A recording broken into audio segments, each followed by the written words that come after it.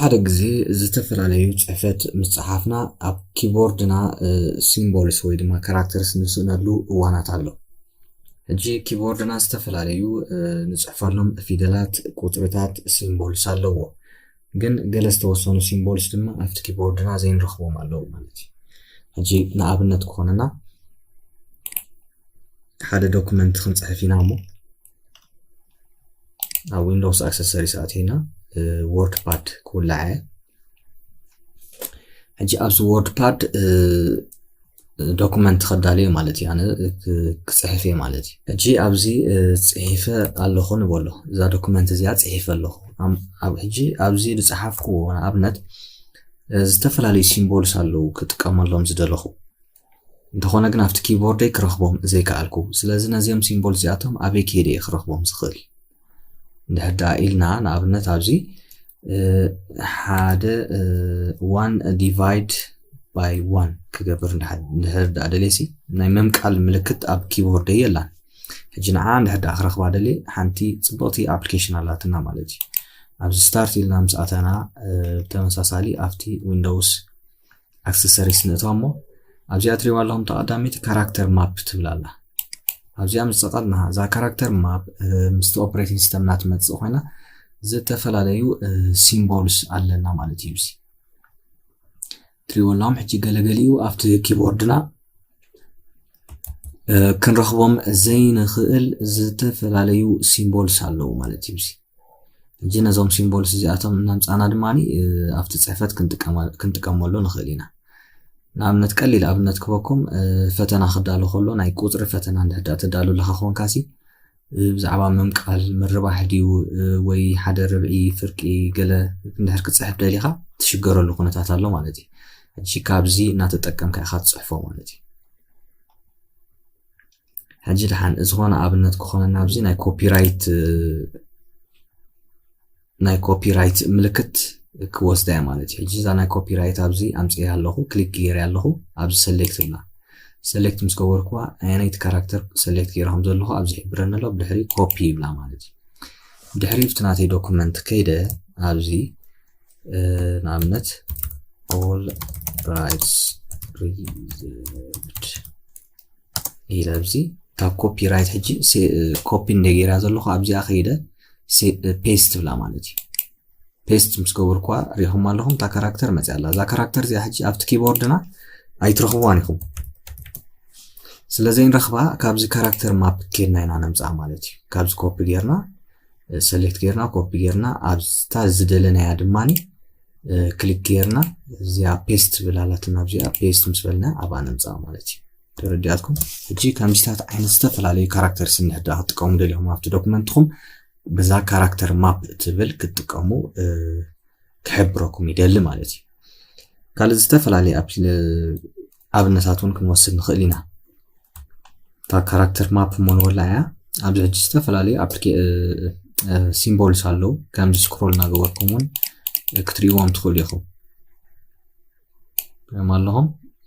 ኣዝዩ ብዙሕ ሲምቦልስ እዩ ዘሎ ካብዚ እናኣተኹም እታ ዝደለኹማ ሲምቦል ካብዚ ክትረኽብዋ ክደልይዋ ትኽእሉ እዮም። ሕጂ እዞም ብምልኦም ሲምቦል እዚኣቶም ኣብቲ ኪቦርድና ኣለዉ። ንኣብነት ናይ እንግሊሽ ኪቦርድ ትጥቀም እንድሕር ኣለኻስ ናይ ዓረቢክ ካራክተር እንድሕር ክትእቱ ደሊኻ ካብዚ መፂኻ ኢኻ ክትእቱ ክትግደድ ማለት እዩ። ሕጂ ከምዚ እናገበርኩም ዝተፈላለዩ ሲምቦልስ ካብዚ ክትወስዱ ትኽእሉ ኢኹም ማለት እዩ።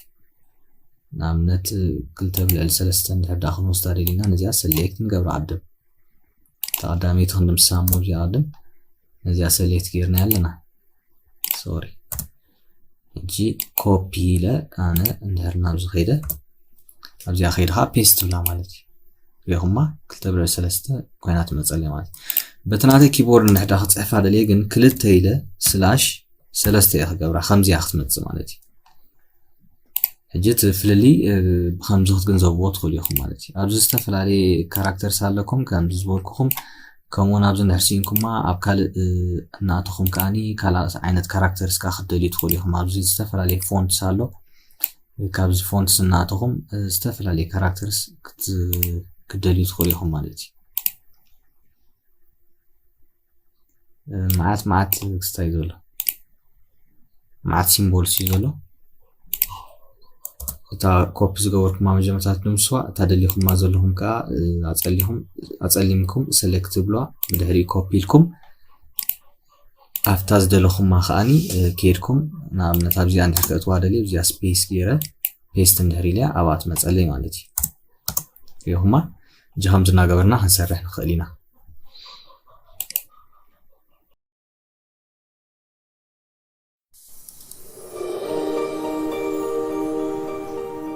أب كمبيوترنا مس securities تحازو تساقمات أبي أتيناينا تشيك نقبرهم نايلوم تمرتنا مس securities تأساس ريحتكو حجي أب كمبيوترنا زلو مس securities تحازو issues ويت تساقمات ويدما كل عزو نبرام update كونز نبرام نقرات دهدا كن ريد لينا أبزا search box أتينا security and maintenance ننصحف security and إلى مصحفكو بعلامة مسألة الله security and maintenance تبلا الله مالتي نعم نتقاط عمو أزيام نتقاطنا حجي حدا ويندو كتكفتلنا نزتري وزول لهم ويندو review recent message and resolve problems لنا الحجي security and maintenance has detected one or more issues for you to review حجي security and maintenance أب كمبيوتر كا أزلو مس security مس تسجنا زتحازو شجرات بعلو زرخبلكا حدا ويندوي مالتي حجي أبزناتي مس security استحاز حدا تسجن رخيبو زلو تريو لهم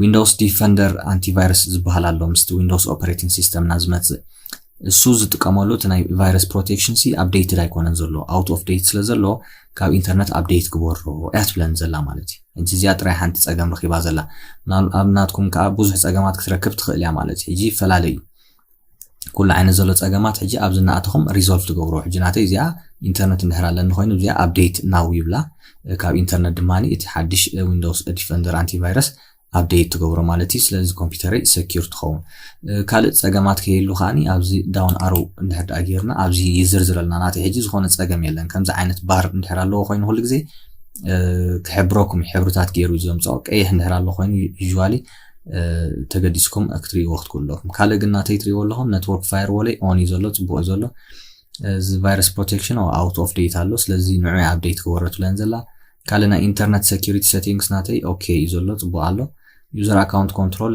ጽቦ አለው ተወልዕሎ ማለት ጂዚያ ታናይ ሴኩሪቲ ተአሳሰሪያ ማለት ተኻለይቲ خامس ሜንተናንስ ተአሳሰርካ ኣብስተሓትኻ የምጻልኩም ማለት ኩሉ ዓይነት ሪፖርት ኣብዚ ይነግረኩም እጂ አውቶማቲክ ሜንተናንስ ላስት ዝገበረቶ ትሪወለኹም በዕለትን ብሰዓትን ኣብዚ ይነግረናሎ ዝኾነ አዲሽናል አክሽን ከም ዘይድሊ ዝኾነ ሪፖርት ዝተገበረ ፕሮብለም ከም ዘየለ ፋይል ሂስትሪ ዝበሃላሎ ዝድሓርክን መሃሪና ኦፍ ይዘሎ ጠፊኹም ዘሎ ሕብረንሎ ካልእ ኩሎም ቶም ድራይቭስ ዘለው ከም በዓል ሃርድ ዲስክ ሲዲ ድራይቭ ገለ ኣብ ኮምፒውተሪ ኣብ ጽቡቕ ስታትስ ከም ዘለው ይነግረንሎ ማለት እዩ። ኣብዚ ትሪኦም ዘለኹም ኩሉ ነገር ይነግረካ እዩ ማለት እዩ። ኣብዚ ንኣትኹም ካኒ ዝኾነ ስኩም ትኽትወስዱኻ ትኽእሉ ማለት እዩ። ስለዚ እዚኣ ኸ ሓንቲ ክንፈልጣ መሃራን ዘለና ናይ ሴኩሪቲ ኤንድ ሜንተናንስ ኣብ ዊንዶውስ 10 ዘሎ ፊቸር እዩ ማለት እዩ።